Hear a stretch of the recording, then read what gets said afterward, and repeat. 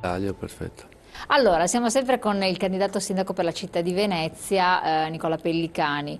Stiamo parlando di una città complessa, non semplice, anche se vista dal di fuori per alcuni può essere semplice, perché dice Venezia ha la ricchezza del turismo, solo la tassa di soggiorno, facevamo i calcoli con un'associazione di categoria che ben conosce la realtà e ha fatto conti alla mano, sono venute fuori delle cifre importantissime che comunque entrano nel bilancio comunale, perché nonostante le istanze delle categorie interessate non hanno avuto una voce di capitolo specifica, questo naturalmente a livello nazionale, tantomeno territoriale. E quindi per sanare questo bilancio di cui adesso parliamo, questo è il primo un po' tema che vediamo di spiegare, per esempio la tassa di soggiorno non è stata utile perché diciamo che è una tra le città che ne beneficia maggiormente, perché Roma è molto più estesa naturalmente. Certo, la tassa di soggiorno ha dato un beneficio E sono numeri sono ingenti, molto ingenti, mi pare intorno ai 23-25 milioni di euro all'anno, che si aggiunge poi alle tasse di chi alle tasse pagano, chi arriva in esatto. autobus a Venezia, che sono altri 15 milioni, 16 milioni circa. E poi se vogliamo anche le tariffe differenziate per chi usa i mezzi pubblici vaporetti, che per un turista costa un biglietto 7,50 €. Quindi Lamentatissimo da parte dei turisti, lamentatissimo, criticatissimo, ma anche per non avere biglietto unico a livello, vabbè. e poi si Quindi, parla di city tax molto di questi tempi, no? assolutamente. Ecco, quindi attualmente vengono tassati chi pernotta in città e chi arriva in autobus. E poi ci sono appunto i costi, dicevo, dei biglietti, dei vaporetti.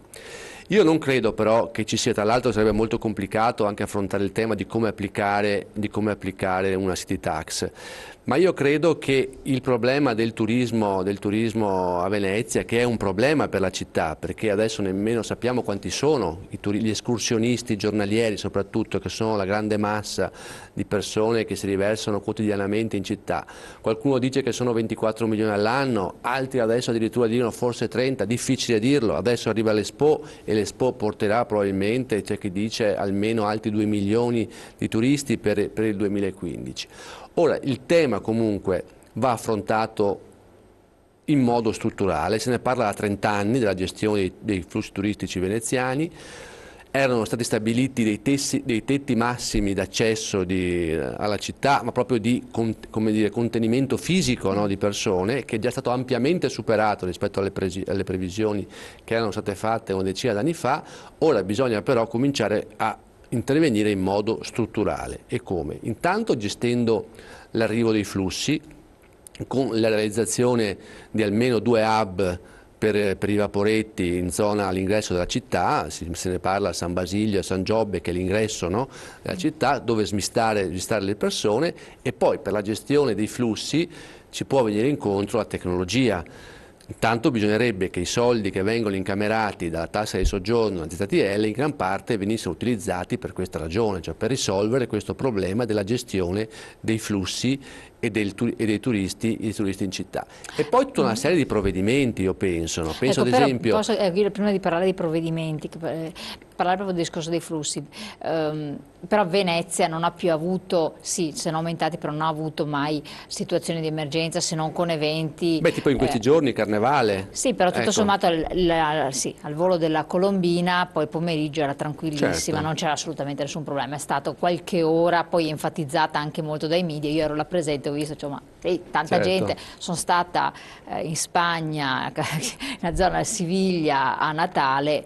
Venezia se la scorda, la gente che c'era a Siviglia a Natale, l'Italia se la scorda. Io non mi sarei mai immaginata di trovare tanta gente nella zona dell'Andalusia a Natale, un Sì, freddo. sì, certo.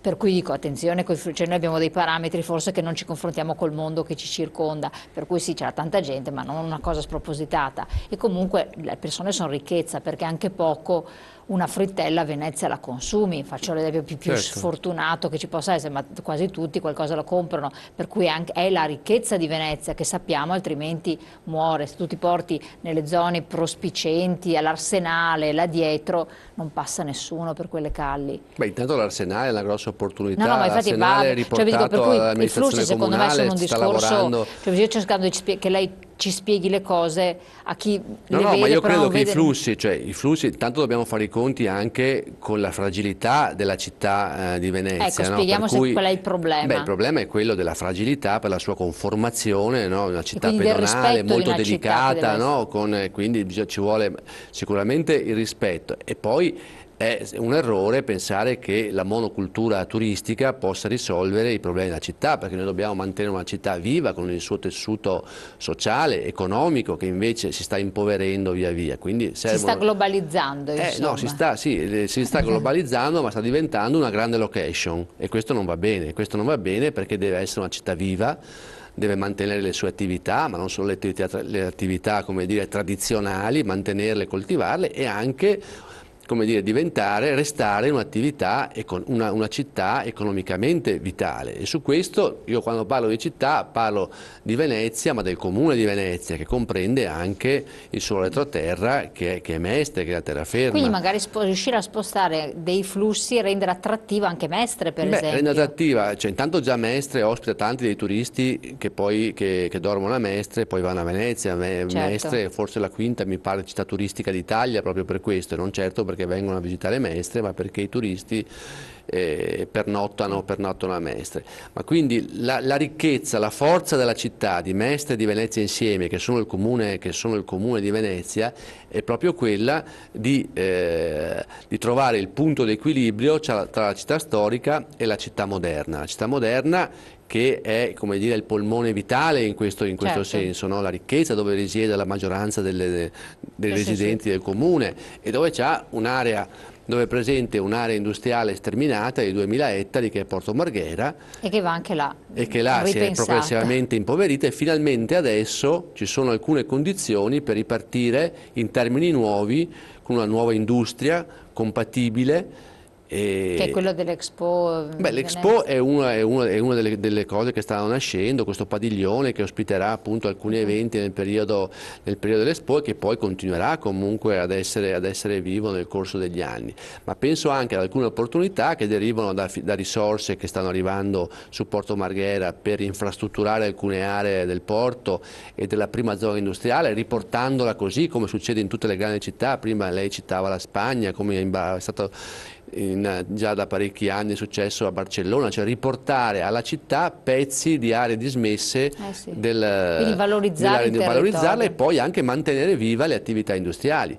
Penso alla green economy, che adesso aree dell'ENI che verranno sviluppate in questo senso, ci sono degli investimenti ingenti che stanno arrivando e lo stesso delle aree industriali dentro la zona di Porto Marghera, 100 ettari che l'ENI ha trasferito al comune e alla regione e che diventeranno, io spero, un motore per far ripartire anche l'economia industriale Potenzialità ci a sarebbero Venezia, perché una tutte. città deve avere un retroterra e anche un'economia forte per essere Assolutamente. poi viva. Tornando al discorso, l'avevo interrotta proprio cercare appunto di capire anche a chi non vive quotidianamente la Certo. città o magari non c'è modo di frequentarla.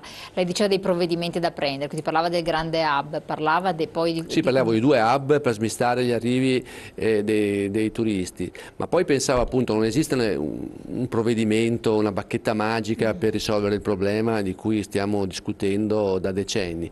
Credo però che ci sia una serie di provvedimenti da adottare, penso ad esempio a una carta dei servizi vera, cioè che possa essere acquistata dai turisti prima di arrivare a Venezia, che come avviene preveda... all'estero, E io non insomma. vorrei più vedere davanti al pontile della stazione le file interminabili di turisti in attesa di comprare il biglietto per il Sì. vaporetto, lo possono comprare prima. Già questo tecnicamente è possibile, ma bisogna spingerlo, bisogna usare la tecnologia, in questo ci può già oggi venire incontro, un turista può già arrivare in città con una carta di servizi che le consenta di prendere il vaporetto, di andare a vedere il museo e non solo Palazzo Ducale, perché a Venezia ci Sì. sono una quarantina di Ma musei non da si visitare, ma conoscono. non si conoscono, che possa offrire percorsi alternativi in città. Noi abbiamo un altro grosso handicap, Venezia ha un'immagine, vende un'immagine di sé all'estero molto vecchia, molto vetusta, per cui siamo ancora conosciuti solamente il Piazza San Marco, Rialto e la gondola, che va benissimo e tutti la prima volta vorranno venire in Piazza San Marco. Dopodiché però la maggioranza dei turisti che viene a Venezia viene una sola volta. Noi dobbiamo fidelizzare il turista a Venezia che deve tornare a vedere, e ci sono tantissime buone ragioni per tornare, tantissime cose da vedere. Allora dobbiamo raccontarci meglio e ad esempio partiamo con questa carta che le dicevo, che potrebbe offrire percorsi, itinerari alternativi a quello tradizionale, visite in luoghi che al momento sono poco conosciuti, anche devo dire spesso agli stessi veneziani. Cioè dobbiamo fare una politica che viene già fatta in tutte le grandi città europee, ma dobbiamo in questo investire in modo significativo, e nel binomio turismo e cultura sarà uno degli assi portanti della futura amministrazione. Ecco, non gliel'ho chiesto, lei prima accennava al discorso delle grandi navi, è strettamente legato anche all'aspetto turistico.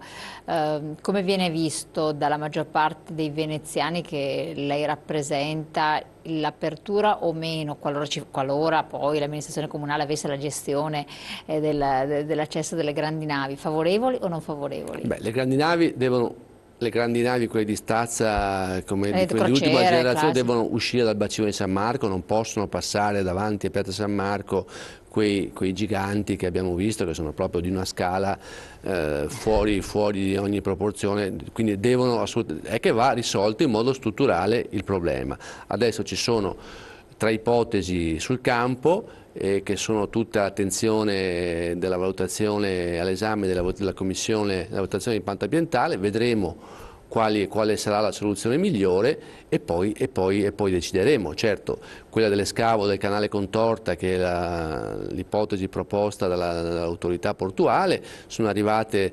già delle osservazioni da parte del Ministero che sono molto preoccupanti, quindi dobbiamo comunque mettere al primo posto sempre la salvaguardia e la difesa della laguna, quindi non possiamo scavare un'autostrada sulla laguna se non ci sono le condizioni e le garanzie che questo mette a repentaglio l'equilibrio della laguna. Quindi dovremo trovare una soluzione compatibile, ma che comunque le grandi navi devono uscire dal bacino di San Marco. Ecco, non abbiamo parlato di una cosa molto importante però, che è quella della situazione finanziaria del Comune di Venezia. Abbiamo accennato al bilancio, All'inizio, partendo appunto, dalla tassa di soggiorno si poteva alimentare. Allora, qual è la situazione io credo che finanziaria? questa sia una situazione molto, oserei dire, drammatica. Ecco, perché questa è la condizione sine qua non che consente di fare o non fare determinate cose. Esatto, abbiamo parlato di alcuni dei grandi temi che abbiamo di fronte, ma c'è una precondizione, che se non verrà risolto il nodo del patto di stabilità, che per il Comune di Venezia è un cappio al collo, non si potrà far nulla, e anzi il futuro sindaco, chiunque esso sia, si troverà nell'impossibilità di governare Spieghiamo la città. bene qual è la situazione, cosa è successo e che cosa si prospetta. Gli obiettivi che sono posti per il Comune di Venezia per raggiungere appunto gli obiettivi del patto di stabilità, vengono presi in considerazione delle risorse che il Comune di Venezia non ha più da anni, perché il bilancio di riferimento è quello del triennio 2007-2009, quando c'è appunto ancora la legge speciale verrà alimentata, quando il Casinò di Venezia ancora era in una situazione completamente diversa di quella d'oggi, in cui in grave crisi, e trasferiva al Comune quasi 100 milioni di euro. Ecco, non abbiamo più questi soldi da anni, per cui non possono essere conteggiati risorse che non sono più nelle disponibilità del Comune per indicare l'obiettivo da raggiungere per il patto di stabilità. Faccio un esempio molto banale. È come se una famiglia prima del periodo della crisi avesse un reddito di 100.000 euro all'anno e ne pagasse 50.000 di tasse. È come se adesso, 10 anni dopo, ne guadagnasse 40.000 e lo Stato gli chiedesse comunque 50.000 euro di tasse all'anno. Sarebbe impossibile. Ecco, questa è la situazione del Comune di Venezia adesso. Ci sono dei provvedimenti allo studio anche da parte del governo, e io mi auguro che la situazione venga risolta prima del 24 maggio, quando si andrà alle elezioni, altrimenti non ci saranno nemmeno le risorse per pagare degli stipendi ai dipendenti. E quindi, addirittura a questo punto. Già adesso c'è una situazione molto grave all'interno del Comune.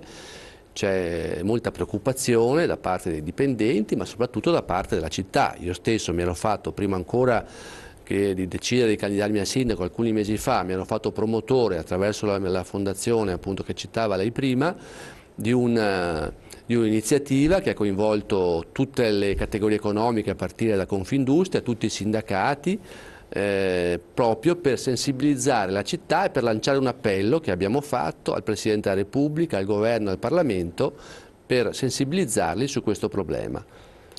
Che cosa ne è emerso? Che prospettive ci possono essere? Le prospettive, ripeto, ci sono un paio di provvedimenti allo studio che mi auguro che vengano adottati, perché altrimenti sarà molto complicato governare la città. È diversa una situazione. E questo, guardi, non ha nulla a che fare, qui devo dirlo, per quanto io credo che sia necessaria un'azione di rinnovamento in città, e credo che il PD, candidando un esterno che ha avuto un percorso, come dicevo prima, no, diverso da quello tradizionale, è arrivato alla politica dall'impegno civile, da un percorso personale, e quindi io credo che accanto a un'azione di profondo rinnovamento di cui io mi voglio fare portatore, mettendo in campo una nuova classe dirigente, quindi con un taglio netto con il passato, però bisogna dire che le casse del comune, il bilancio del comune è inattivo paradossalmente adesso. Infatti questo è difficile da capire ai cittadini, questa cosa qua. Però paradossalmente devo dire che è la situazione di Roma praticamente,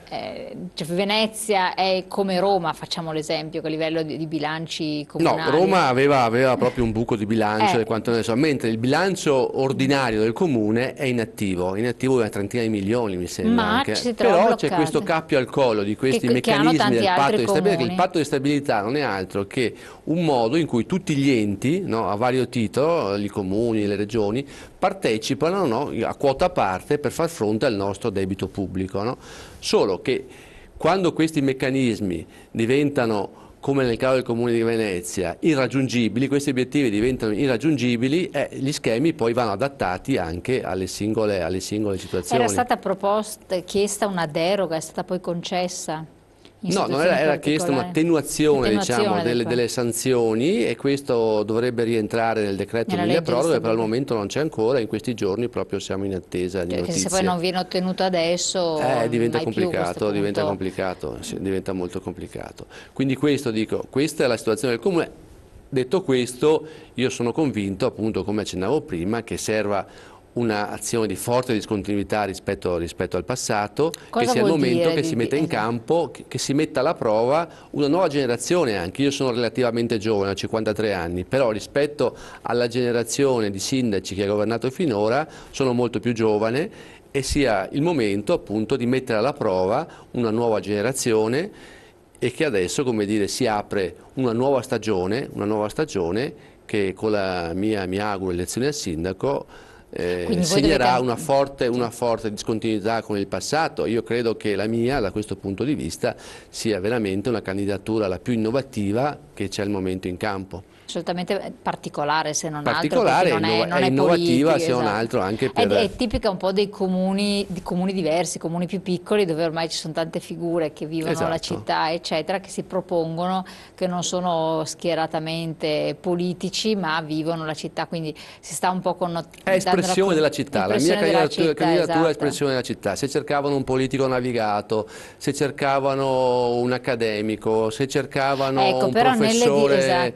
Però nelle dinamiche che lei studia, perché voi studiate, poi tra l'altro fate anche un incontri di politica, perché c'è il Festival della Politica che organizza la Fondazione Pellicani, per cui ne siete ben addentro, ma nelle dinamiche politiche istituzionali nazionali, il avere un sindaco che ha un peso, uno spessore politico rilevante, il Fassino anziché eccetera, può condizionare, perché il precedente sindaco questo peso non l'aveva, e molti veneziani lamentavano questo fatto, hanno detto certe cose non sarebbero avvenute se noi avessimo avuto invece. Cosa ne dice? No, io credo che anche non abbiamo bisogno di vecchi politici e di politicanti, cioè le nostre buone ragioni andremo a farle valere a Roma, avremo tutti i canali, tra l'altro io, ripeto, anche per cultura e per convinzione personale, lei diceva appunto le esperienze che ho fatto anche con la fondazione, io non mi sarei mai candidato se la mia candidatura, che arriva a conclusione di una lunga campagna di ascolto che ho fatto attraverso categorie economiche, associazioni, singoli cittadini,